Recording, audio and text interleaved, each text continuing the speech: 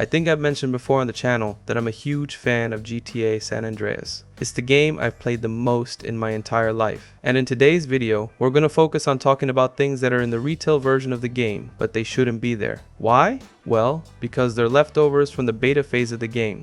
And by now, we know that GTA San Andreas had a lot of cut content to make the game possible to run on 6th gen consoles. And that's why in this video I will be recording gameplay from my PS2 together with the Morph 4K, since all these beta leftover elements can be found within the game's initial release without the need for any mods. So let's start the video.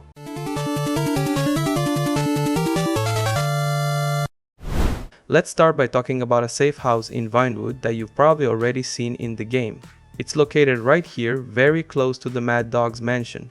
What if I told you that it used to look completely different?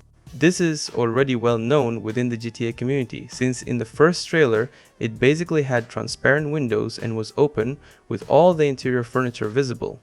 And since this trailer focused so heavily on this particular house, it led us to believe that it would be one of the most important safe houses in the entire game. But the idea behind this video was to show beta leftovers, right? So did you know that one of the things this house would have was a helipad? Why we know this? Well, this feature still works on the PS2. If you park a helicopter, like a Sparrow for example, perfectly lined up at the roof of the garage, the game will actually save it there. Next time it will spawn right in. Pretty cool, right? Now, I'm going to talk about two cases that are very interesting since the method for seeing them is the same.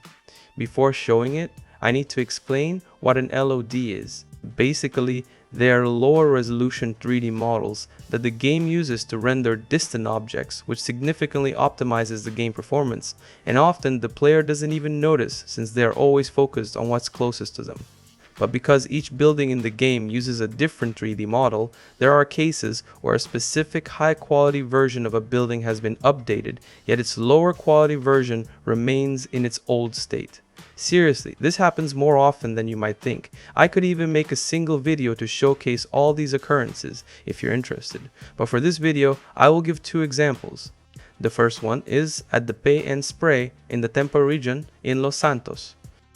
If you look from a longer distance, you will see that the LOD texture color is blue, not the same yellow that the building has in the final version.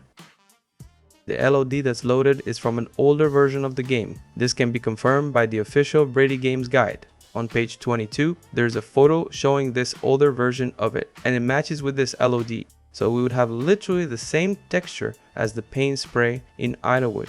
One interesting thing is that while I was checking out the Vinewood building, I discovered that its LOD itself also features a completely different texture from the final game, with a kind of a mural on it. The Doherty Garage plays a central role in the game's story, as it's our first safe house in San Fierro, so everyone passes through here during the story. And in the cutscenes, it shows up open, clearly looking like a real garage with mechanics tools, and is very well modeled. But outside these cutscenes, we know it stays closed, and the only garage near that opens is a standard one for parking cars. But we have very strong evidences that in the retail version, it would also be open. Why do we know this? Well, if you look at it from a long distance, when the LOD model is loaded, you will see that one door of the garage is missing its texture, which could mean that it's open, but obviously when you get closer, the garage appears with both doors closed. But did you know you can access this interior within the game without mods? Just with a lot of patience. To do this, you need to enter GTA's famous Blue Hell. The method I use to demonstrate this is by using the entrance on the Los Santos gym.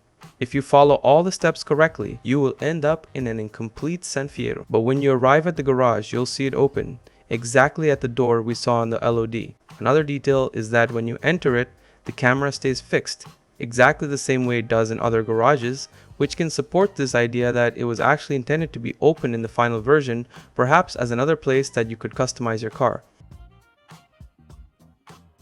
Did you notice that before I went to San Fierro, I passed by a completely empty warehouse? It's interesting because it doesn't appear at any point in the game.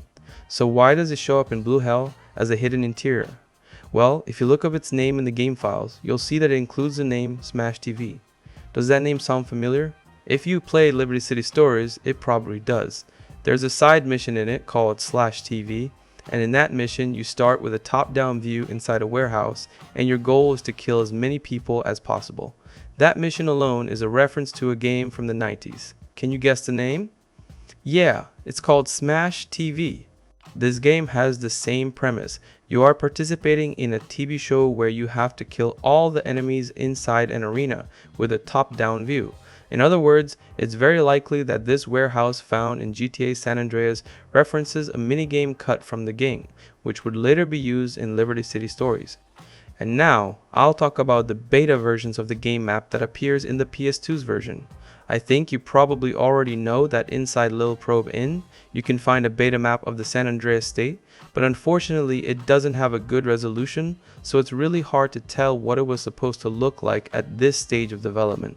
What we can clearly see is that the entire city of Bayside simply didn't exist, which makes it very clear that it's quite old. But did you know there are several maps showing an old version of it in a good resolution, and that they can even be seen in the PS2 version?